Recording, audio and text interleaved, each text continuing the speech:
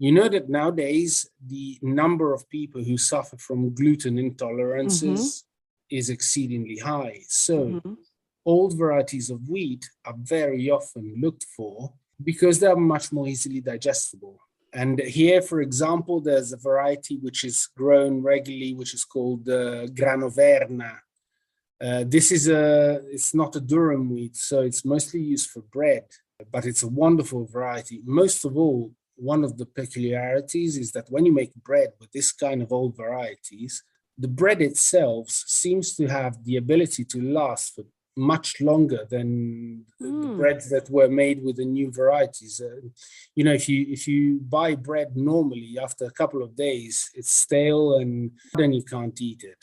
The Mm-hmm. bread with all the varieties, it can last 4 or 5 days without any problems, and you can still eat it without any trouble.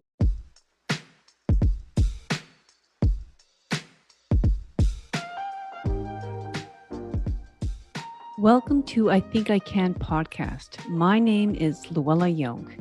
I am a woman who believes that we, like wine, get better with age. Age brings us wisdom, intuition, and a level of sophistication that is beyond the reach of youth. I am here to tell you that living a luxuriously rich and fulfilling life is in your reach. I Think I Can podcast will teach you to think differently in order to get different results. Allow me to show you how to do life effortlessly. This podcast is for the woman who is tired of playing by the rules of society, community, religion, parents, and partners. I Think I Can is all about becoming brave, authentic, purposeful, and strong. Listen weekly, and you will find yourself living a life you could have only once dreamed of.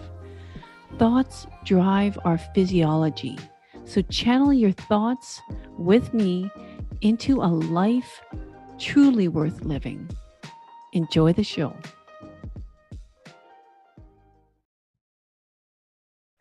So, welcome back. This is episode 27 of I Think I Can podcast. So I think, I was still on a bit of a high from my trip to Italy, and that's what sparked me reaching out to Alessio Maina. Alessio Maina, who I interviewed today, is an organic wine and olive farmer in the province of Arezzo in Italy. And in this interview, Alessio and I discussed organic practices that apply to his small acreage and why in I think I don't know, maybe it's like an overstatement, but I feel in general Europe has focused more on quality than they have quantity in producing their local crops. And of course, this is much different from our agriculture practices on the prairie provinces where it's more quantity over quality. And we discuss how these high quality regional foods that he and his family and his neighbors have access to bring something special to the area. Other topics that we discuss in the interview include ancient wheat varieties that are making a comeback in Italy, local honey production, forestation as a farming practice, mushroom foraging, olive oil extraction, and much more. One topic that we did not discuss, though, but I think is worth noting here is the quality of water that's found in the region. And it's of high quality, and part of that's being, I guess, um, the land there is somewhat rocky, but also sandy, and in a higher altitude. And this makes for a beautiful natural filtration system for the water. So the locals are also blessed by having access to these artesian wells. One could bottle and sell their water.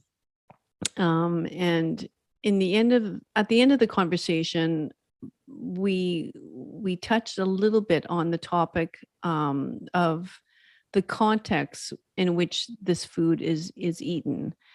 So let's just say that there's no drive-throughs,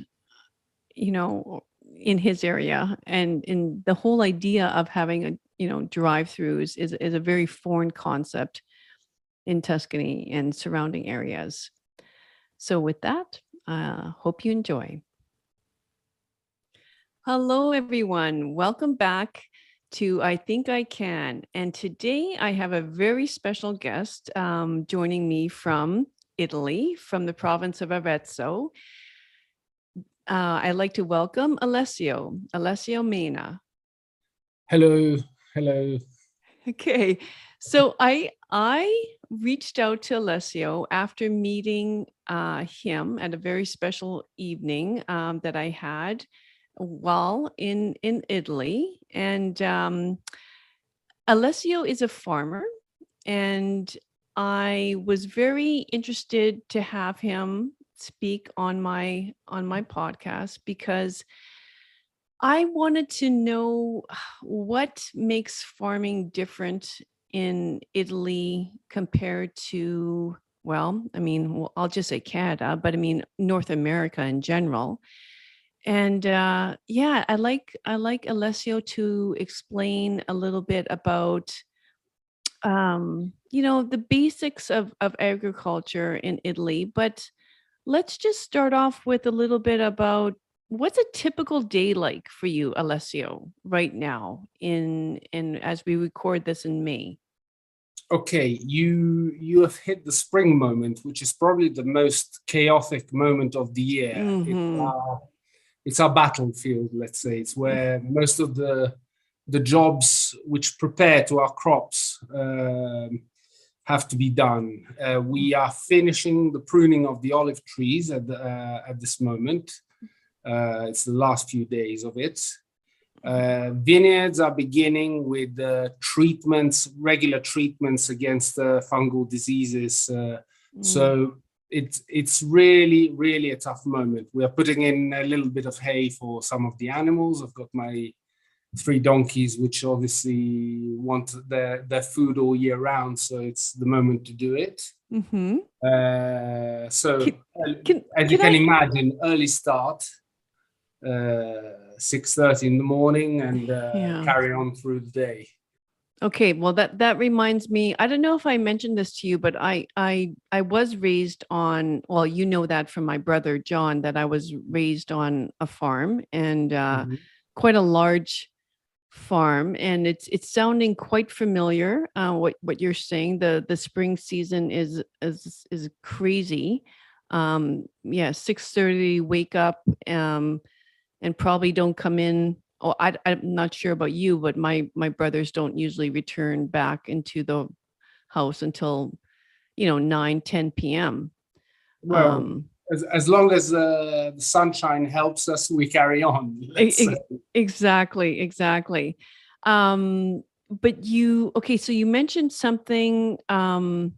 Okay, donkeys. I want to know why you have donkeys, and I also want to touch about, like you said, something about fungicide, the use of fungicide. But let's start with the animals. What animals do you have, and what acreage? Dogs and cats are obviously normal. Donkeys, it all started with my daughter. When she was about 3 years old, she was exceedingly fond of them. We went to a friend of ours nowadays who's got donkeys nearby, and from then on we all fell in love. They're exceedingly clever animals. We started with one. Obviously, after a little while, a friend of ours gave us a second one for company because they don't like being alone.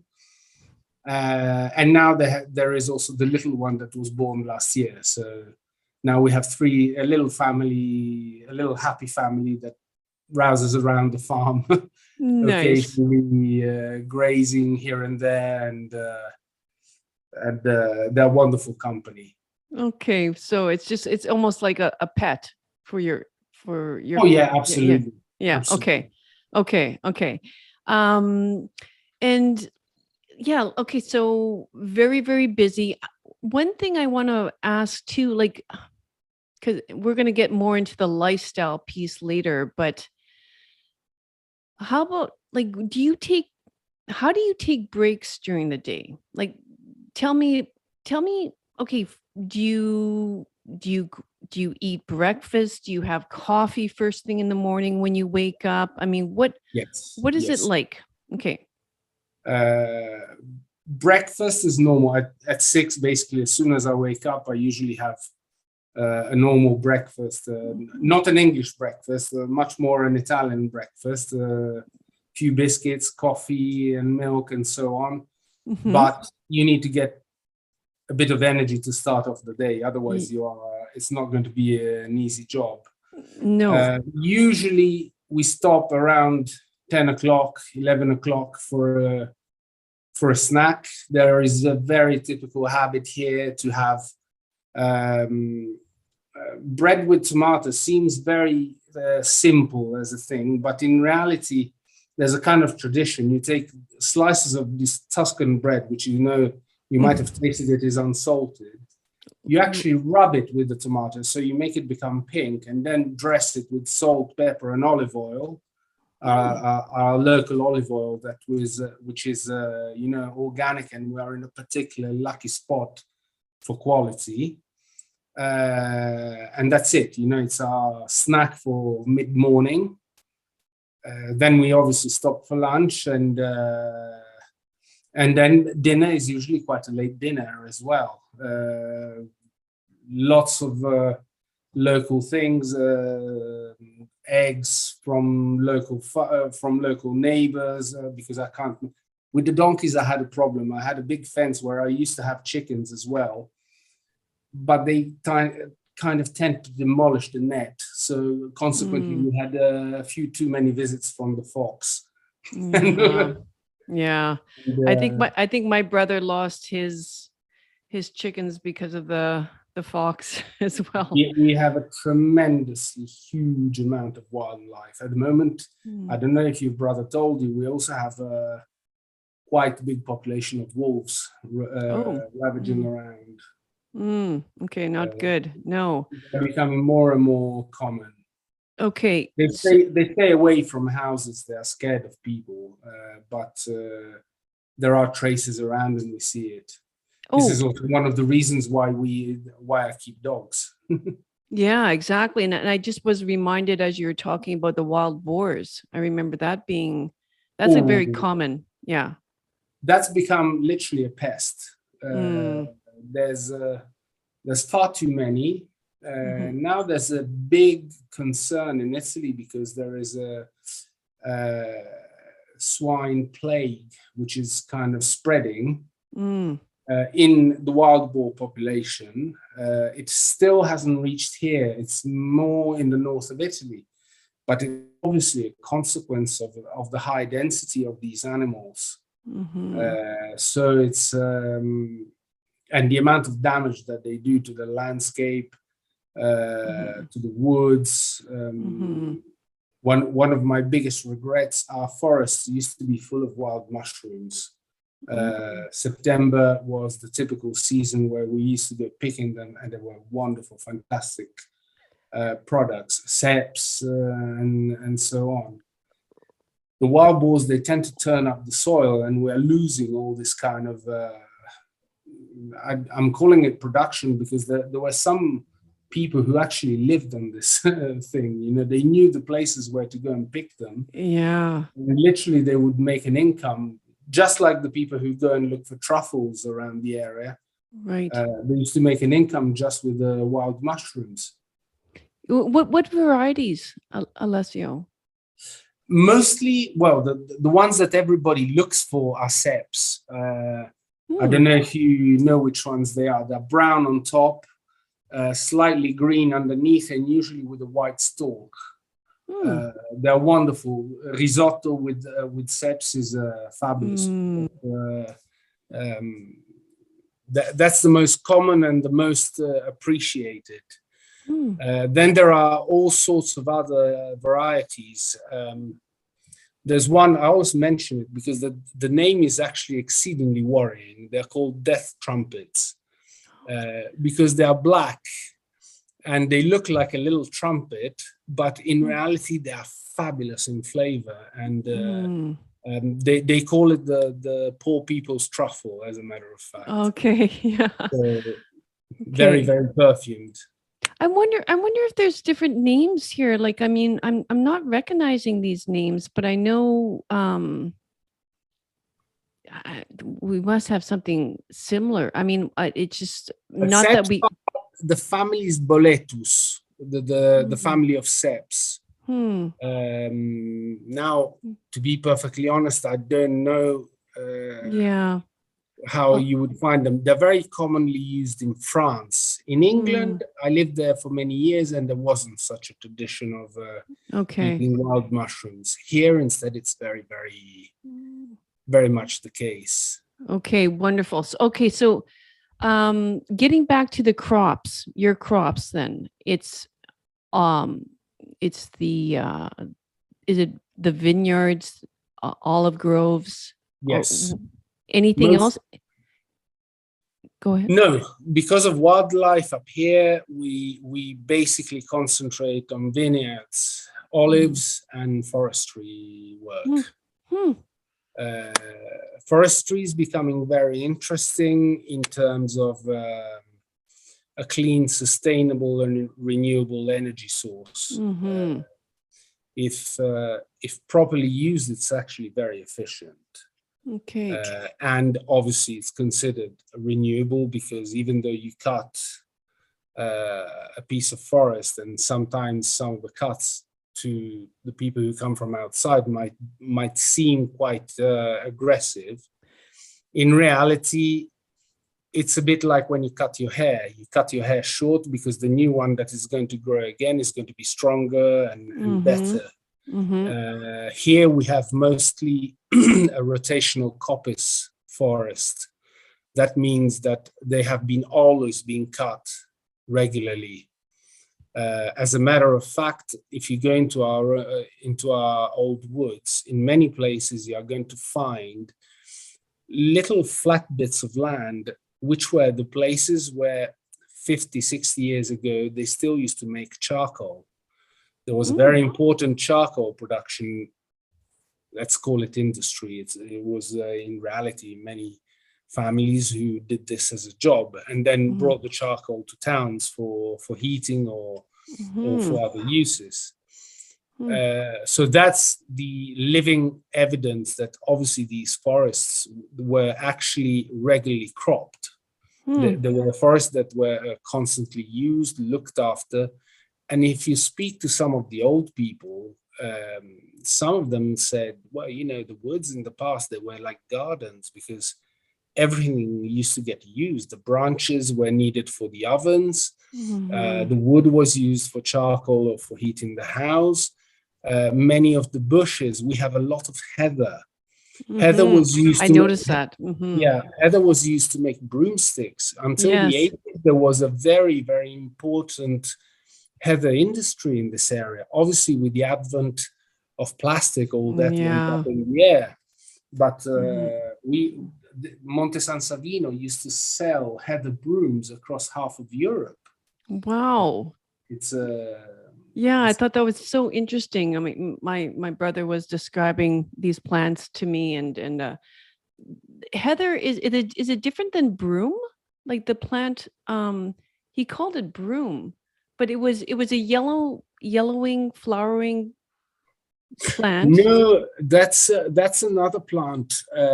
It's Ginestra, the one you're talking about, which makes yellow flowers. Yes. It usually flowers now in May. It's beautiful. It is. In the middle of the forest, you suddenly see these yellow patches, and it's this broom. But it's not so.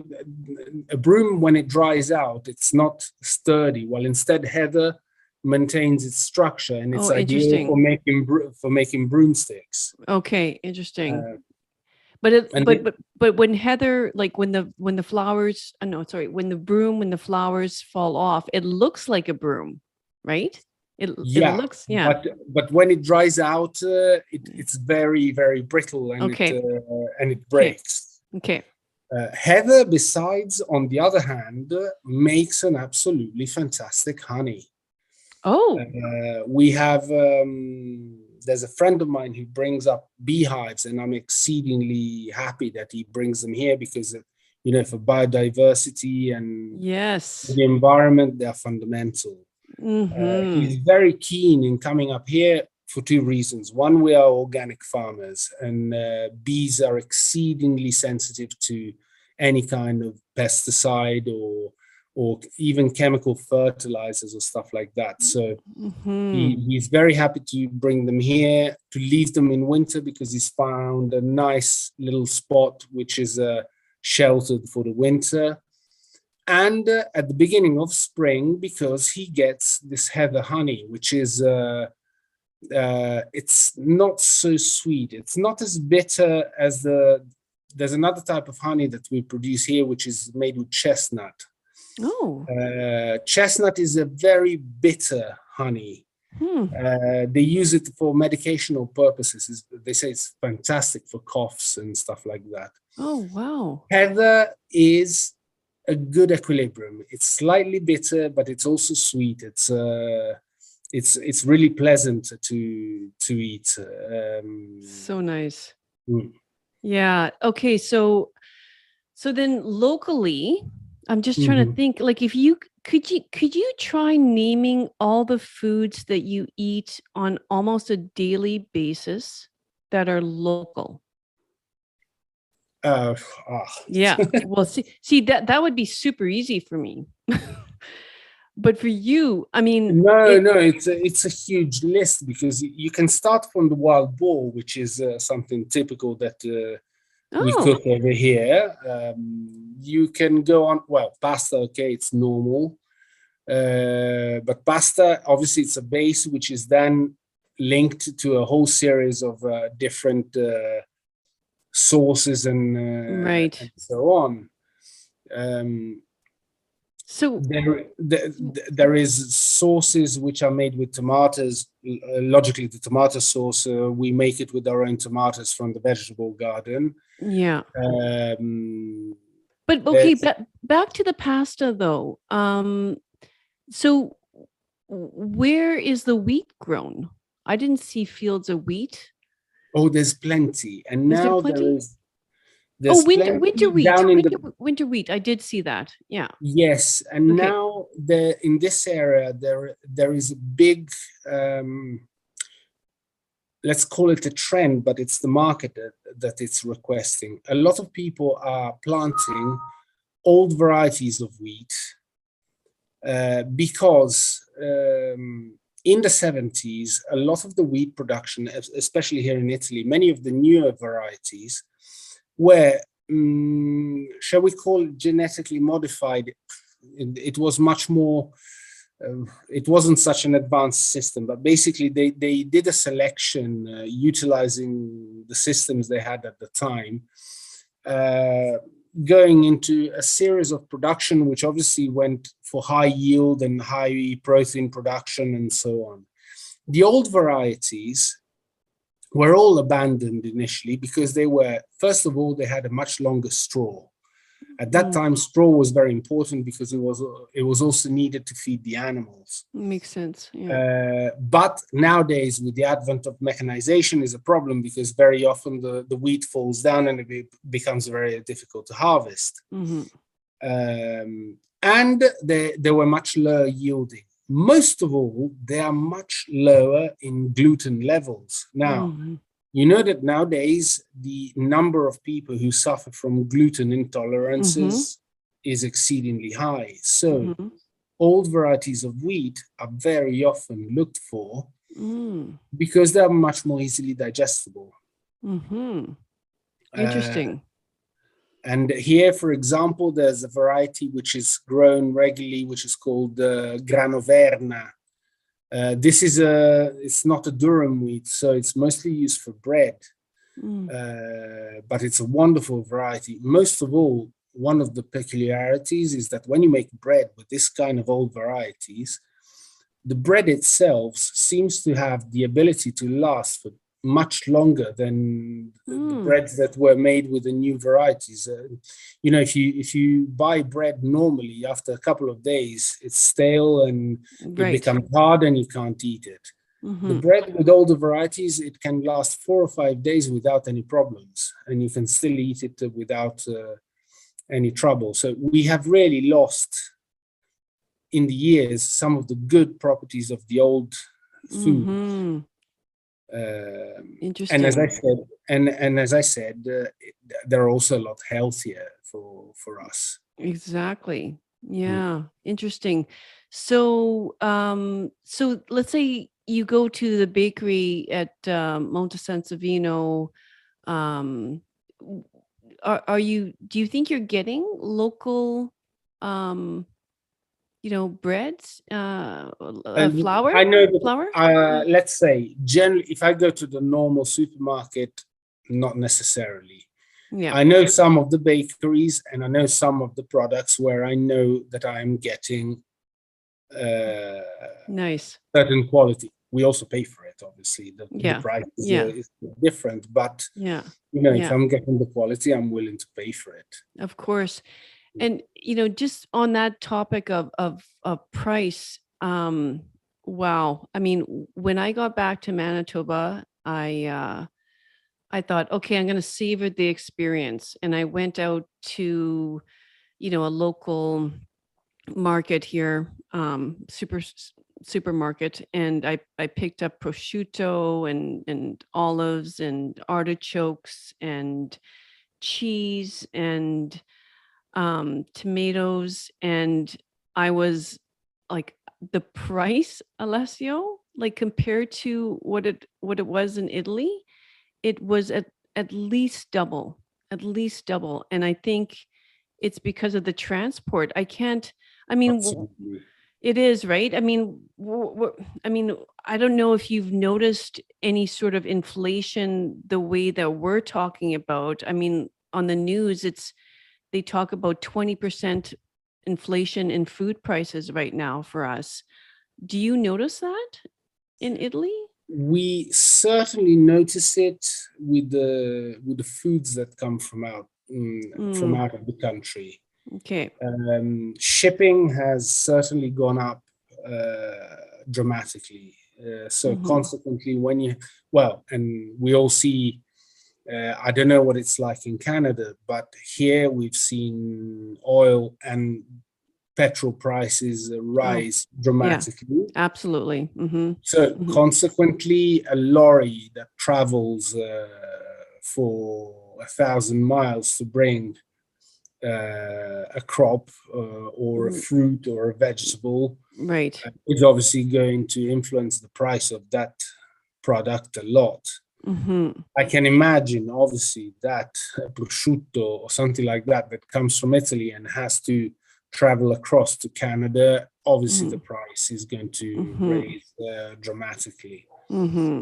Yeah. We are seeing it also in our homegrown production because everything for producing has gone up. Mm-hmm. Starting from the diesel to run your Yeah. tractor, Mm-hmm. to the fertilizers, to every product that we use to protect our plants. Even though we are organic, we still have to protect ourselves from fungal diseases and so on. And I must admit, being organic, these products are even more expensive than the conventional ones. Consequently, yes, the food prices are slowly going up. Mm-hmm. Um, yeah, that makes sense. So in terms of the fungicide then that you are using, that you mentioned organic, Yes. can can you describe like what products you use to fight you Well, know the main product is something which has been used from Roman times, which Mm. is the Bordelaise mixture. It's a copper sulfate solution. It's a blue solution. And the other product that is used quite regularly for another fungal disease in vineyards are all derivatives of sulfur, plain sulfur. So nothing particularly scary in terms of quality. I beg your pardon, my dog wants to No worries. make herself heard. Yeah, absolutely. But basically, we tend to use predominantly these kind of products. With copper sulfates, we have to be careful because obviously copper itself has a residual accumulation in the soil. So we have to be careful not to overexceed. In reality, as organic farmers, especially in vineyards, where treatments have to be done quite regularly to prevent diseases, the amount of copper actually used per hectare is regularly monitored and controlled to make sure that it's not exceeded. So that's certainly the case. Nowadays, here nearby, there is a company that has started producing an alternative product, which seems, well, the tests seem to be very promising. And I'm trying it myself on my crops. It's exceedingly natural. Basically, it's distilled wood, let's say, obtained by pyrolysis. So you get this kind of brown liquid, which look like liquid tar, let's say. And it's fantastic because it acts both as a biostimulant to the plants, but at the same time as a fungicide and pesticide. Pesticide, not so much as pest repellent, because the smell of burnt wood is the equivalent of the smell of a burnt forest. So consequently, the insects are pushed away by the smell. They sense it as a hostile environment, so they stay away. Brilliant! And instead, it has some fungicide effects on the plant, being systemic, and that's very positive because it means reducing drastically the copper levels that we have to use per hectare. So it's very interesting. It's still being tested, and there's lots of studies about it, but the results seem to be quite good, especially on olive trees and on vineyards. Wonderful. And how many people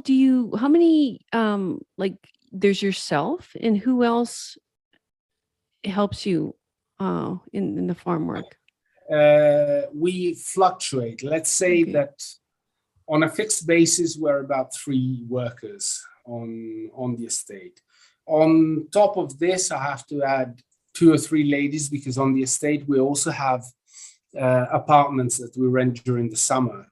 Okay. We're in a lucky spot, so we're on borderline with Chianti, so it's a touristic area, and we take advantage of this situation, let's say. Beautiful. Yeah.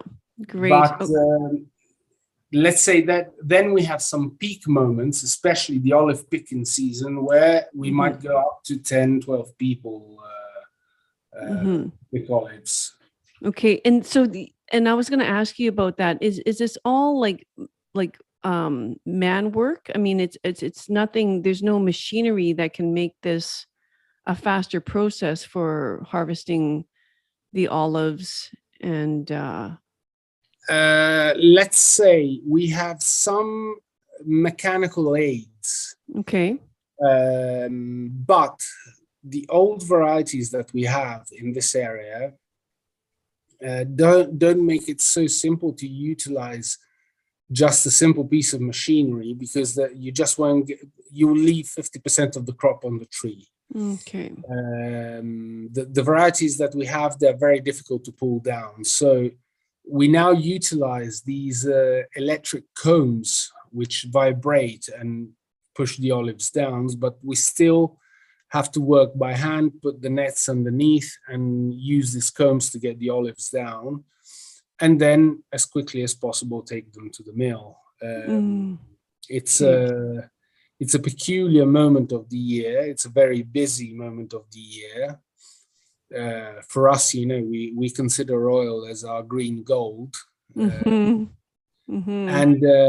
most of all, it's actually quite funny because you'll speak to 20 farmers in this area, and everybody will tell you that they have the best oil.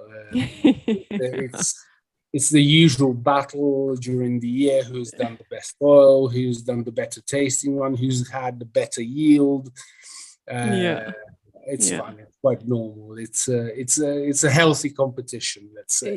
Yeah, wonderful. And everyone is organic in your area. Would that be safe to say? I mean, or Not everyone, but okay. even those who are not organic. Let's put it this way: we are quite high in altitude. We've always been reasonably free of pests. Okay. So consequently, a clever farmer will use the least possible amount of pesticides or insecticides, because in any case they're expensive. They cost a lot. Yeah. I remember when I graduated in agricultural business management in England. This will explain your Canadian listeners my English accent. Exactly. I'm glad you brought that up because I'm sure a few people were confused. Exactly. Yeah. My crop production teacher always used to say, a good farmer is not a polluter, because if a good farmer pollutes, it means it's putting things where he shouldn't put them, and he's wasting money. So consequently speaking, we're in a lucky spot. We don't have such a big production of oil. The production per plant is very low because we're up high on the hill. It's very stony soil. And that means the plant is always stressed. But like for vineyards, the more you stress the plant, the better flavor you're going to get. Yes. Yes. And this is certainly the case for us with olive oil. On top of that, you have to add that only for Tuscany, there's 50 different varieties of trees. Evidently, the varieties that we have there give a very good blend. And as I said, we're all small producers. And if you come during olive picking season, which is September? November. It's quite late. Okay, great. Let's say it's from mid-October to mid-December if we take the full stretch of the season. I could get you to taste oil from 20 different people. You will be able to sense the differences. They're all going to be wonderful in flavor, but they're all going to be different. Wow. This is the peculiarity. We're farmers. We're small farmers. We are not industrial farmers.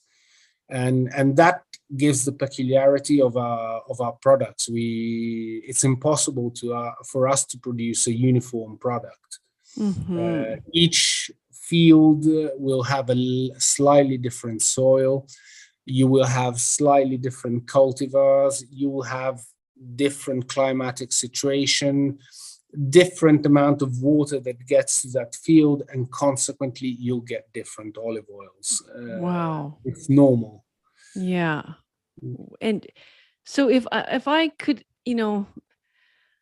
what would I look for if I wanted to quality oil, like if I can find that here from, Italy, or let's just say your region, which is bordering, as you said, on Chianti and Arezzo.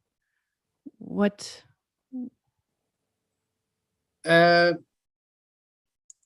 It's difficult to say it like this, because you really would have to do it in front of 2 or 3 olive oils and get you to understand what are the possible defects of the olive oil. Because besides, one of the other problems with olive oil is the conservation of it. At the moment, I'm doing. I was mentioning before. There's a group of Americans who come on holiday in farmhouses nearby, and I do generally an oil tasting for them. Mm. And it's a blind taste. I get them to try 3 or 4 different oils. One is a commercial oil that you would find on the top shelf. One is an old olive oil. The other one is a newer olive oil and stuff like that, to try and make them understand what the difference are. Mm-hmm. The most important thing is to understand what could be a defect of the olive oil. The other things which I usually suggest is, one, look for a denomination, DOP or EGP, IGP, which generally are denominations of the area of production. Mm. So this will indicate which is the area from which that olive oil comes. And generally, it also implies that there is a certain protocol of production, time of picking, the maximum amount of pesticides used, maximum amount of fertilizer used, and so on. Organic, I always suggest it as a parameter, because in any case it will give you certain guarantees of the quality of the product. The other thing, generally for the Tuscan olive oil, there is a saying on the label which has been added 7 or 8 years ago. There's a little phrase that says olive oil produced only by mechanical means and not filtered. Now that's very important, because that means that it's going to be only olives taken to the mill, pressed, and you get the oil at the other end. Okay. Compared to other industrial oils, which, if they have some defects or some problems, acidity which is too high or something like that, anything that might make it difficult to preserve it or so on, they might correct them chemically. When they do a chemical correction, obviously they cannot put this saying on the label. I'm not saying it's necessarily bad, the correction. What I can say is that olive oil comes from, originally the first plants were in Syria, and from there they spread across all the basin of the Mediterranean. It's become one of the most important oils and fats used for food in the basin of Europe and Mediterranean. Right. It's one of the healthiest oils that you can use for food.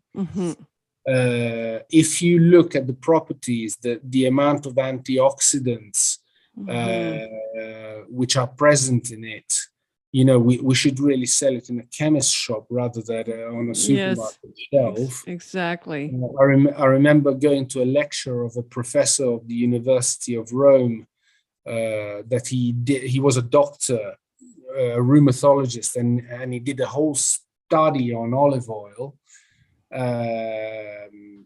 That the Body Shop used to have a whole line of olive oil products for the skin, because it's fantastically good for the skin as well. Right. It's good for articulation, for rheumatisms. It's good against bile stones.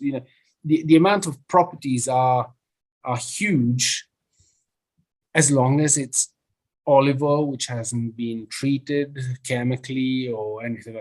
Once you know you have a good producer, once you know where to get it, stick to that. And if he gives you the guarantee that that oil is done properly, that's going to be a healthy oil.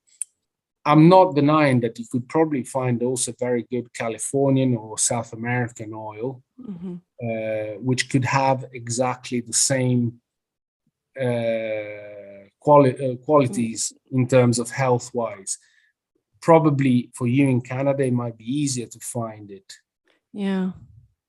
Rather than the Italian one. Also because, all considered, I'll give you just a couple of numbers which are interesting. Tuscany, if you were if every Tuscan person was to use only Tuscan olive oil, so I'm not talking about exports and stuff like that, there would be about 10 liters of oil per person.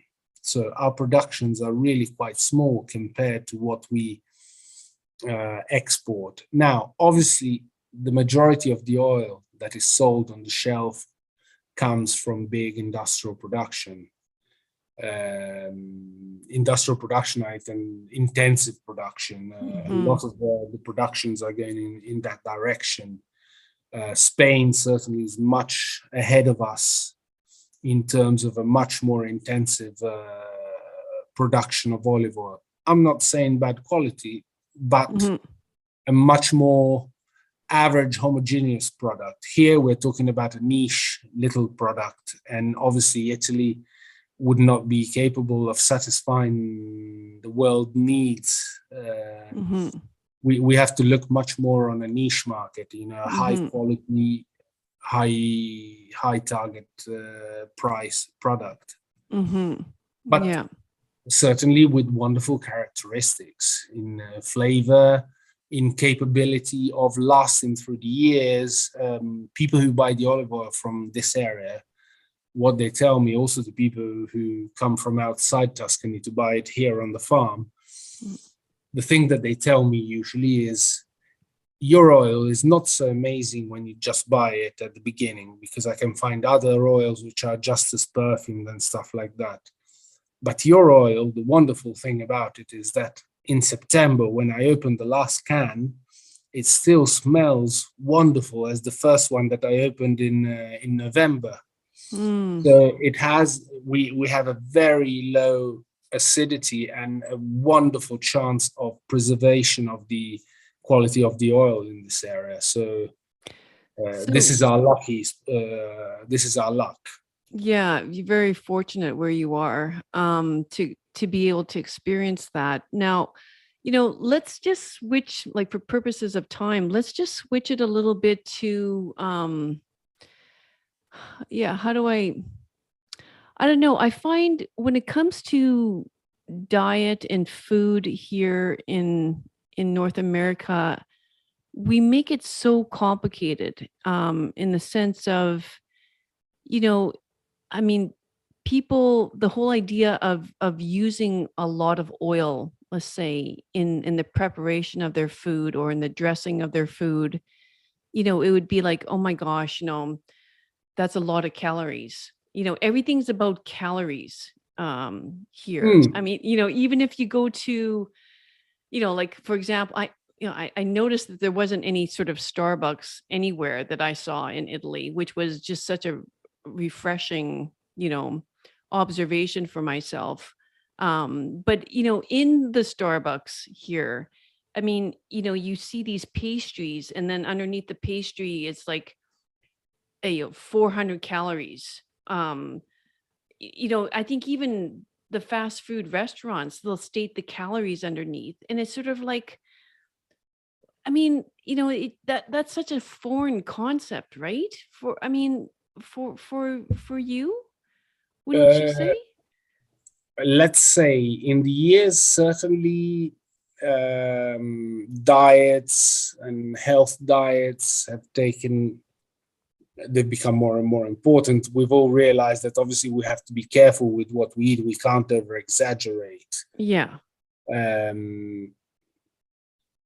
What I find is that generally speaking, even when you have a diet, I remember my uncle a few years back he had put on weight. So the doctor said to him, listen, I don't want you to change your diet. You can eat everything you eat at the moment. Just decrease it by 20%.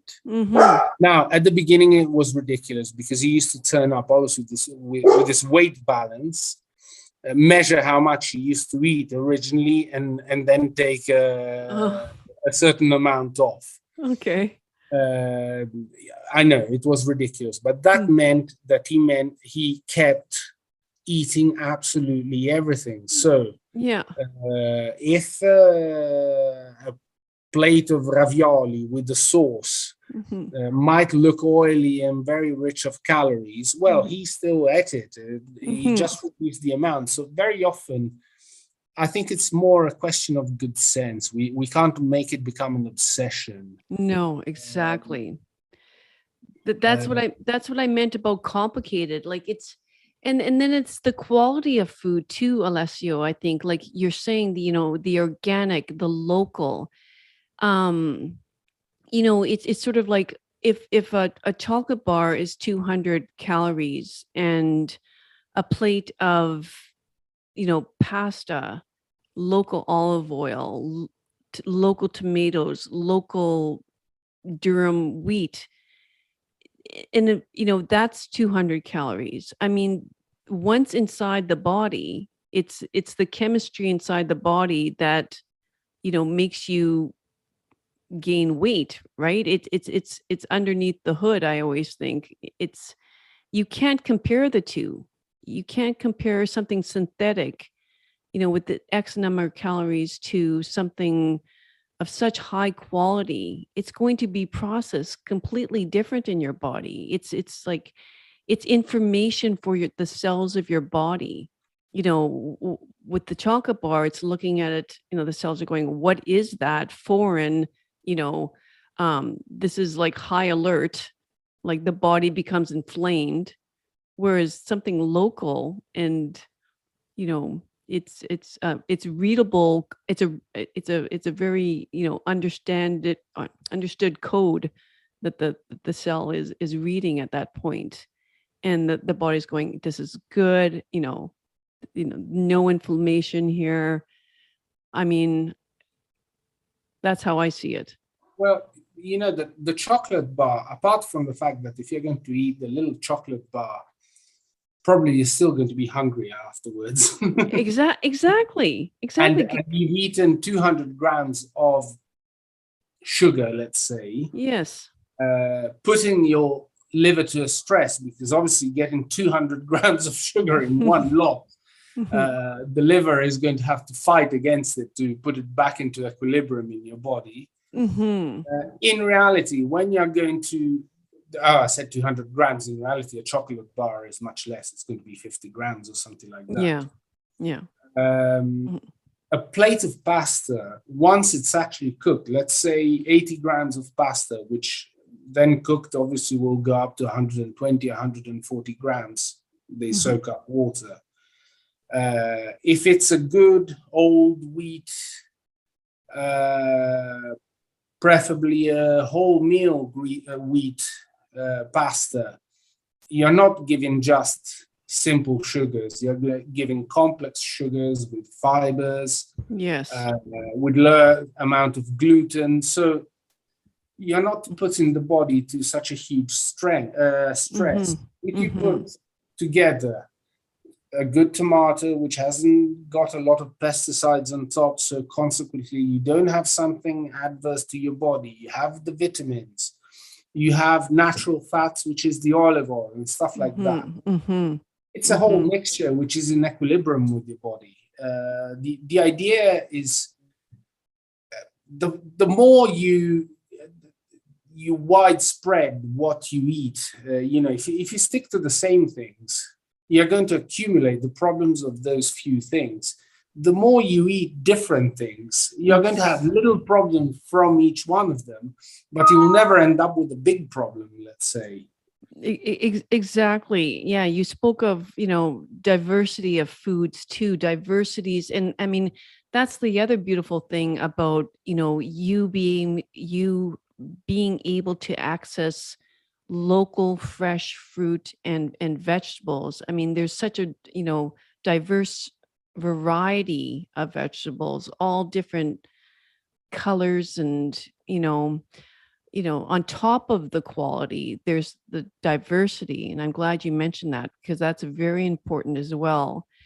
And then the last thing I want to like maybe speak about while, on the topic of diet and, how people are so aversive to certain foods, or we can't have that, we can't have, we can't have this, we can't have that, is the context of which you're eating the food.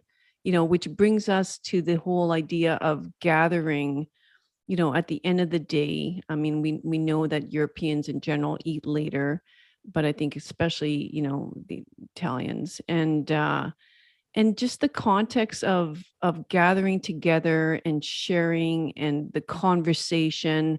I mean, I should mention, that I met Alessio at a community dinner, that, in the small community, where my brother lives. Alessio is one of his many neighbors, and in the town of, you pronounce it, Alessio. I'm going to do Palazzuolo. Palazzo. Palazzuolo. Okay. I have a trouble with that one. It's, we gathered on a Sunday night. I was invited, even though I was a foreigner. I was invited, and we met around 7, 8 o'clock, and it was what I describe. It's a Canadian version of what we call a fall supper, which means, at the end of the harvest season, we got together, years past, where we would kind of celebrate the harvest, and we all got together, and we shared a meal. And that to me was sort of the Italian version of that. But it was so fun, and like it was so loud. Like, when I entered that room, it was just like, oh my gosh, everybody was talking, laughing, and then the food that was served, I mean, I loved it. We just all sat on long tables, and different organizers, right, different folks came around with the different foods. And maybe I'll let you describe the food, and perhaps the meaning of it, quite quickly, because we're running out of time here. But can you tell us? Very simply, starting from the fact that it's a very small community, and the nice thing is that it's like an extended family. It's a big family of people.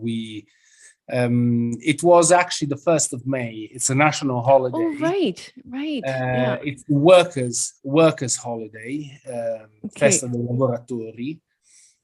So consequently, there's a tradition in this little village that we all gather together with very typical things of our countryside. So the broad beans, I think you discovered them for the first times. Basically, green broad beans, simply opened by hand and eaten raw, which together with a fresh sheep cheese or with good salami, it's one of the most wonderful things. Salami are from local varieties of pigs. There is a variety here which is Cinta Senese. The pigs that have to be bred outdoors, because if you keep them indoors, they just die, because they make a very, very big amount of fat on them. Basically, if you keep them stabled inside, they get a heart attack. So you have to keep them wild in the woods. However, it's a variety of pig that makes one of the most savory meats that you can find. And obviously, salami, prosciutto, the lard itself, which is stored under salt and herbs and stuff like that, they all are wonderful, absolutely wonderful taste. All this together with pears, because obviously pears with the cheese is another typical thing around here. Yeah. Well, local wine produced by one of the local people over there. And as I said, it's like a big, yes, it gives the impression of a harvest meal. You finish the harvest, everybody around the table. But it's like this, it's fun. It's a good way to get around the table and gather together and crack a few jokes, have a good evening together, and that's it. Yeah, so fun. And the bread, the rustic bread, I miss that bread so much. And yeah, the cheese, I'll just say it was something it kind of shocked me a little bit, because I don't know how many grams that would have been, like the chunks of cheese handed out. But again, we make everything so complicated. It's like, oh my gosh, dairy, we can't have dairy here. Dairy is inflammation. Dairy is not good for you. I mean, granted, it was sheep cheese that you had, but the amount, it's sort of like here, we take a little sliver, not too much, that's not good for you. But when I saw like the chunks of cheese, I was like, oh my gosh, like, it was like my eyes just Well, opened wide. around here, if it can be of any reassurance for you in terms of health wise, well, you were next to my mom. She's Yeah, 88, and you've seen you've seen exactly. how she is. So, and she's Oh, always been eating like this. So, yeah, in yeah, in the end, I think it's more a question of being relaxed, having a relaxed exactly. relationship with the food, and make it and compensate with a bit of activity outdoors. Yeah, yeah, yeah, yeah, and yeah, being active and the walking, I mean, we're not going to get into all that, but I mean, it's just, yeah, it's all of that. It's all of that. But I'm glad you mentioned, sitting beside your mom, because that was so much fun too. She had, I could tell she has so much life in her. Yeah, And yeah, loved. I could tell she just loved being there. Unfortunately, I mean, I would have loved to have come over to your place and had dinner. I know your mom had invited us, but our schedule was full. My brother, yeah, yeah, he had yeah, it packed. So, well, thanks so much. I think that was just a great way to end our conversation. Discussing um, the beautiful rituals and the conversations. I mean, I loved it all so much. And you might be seeing me there sooner than later. yeah. Okay. I hope I've managed to share with you and your listeners a little spot of Tuscany. Oh, Uh, absolutely. Yeah, maybe I can have you back on again because there's so many more things I think we could have discussed in terms of regenerative agriculture, what the European Union is doing, that mhm. we're not. That's so important, but perhaps another time. Okay. Okay. So thanks so much. Bye bye. Bye-bye. Thanks once again for joining me on another great episode of I Think I Can podcast. If you liked it, please subscribe below so you don't miss out on any future episodes. And until next week, treat each day like it was your last, because each new day is a privilege that we shan't take for granted. Cheers and have a great week. Bye-bye.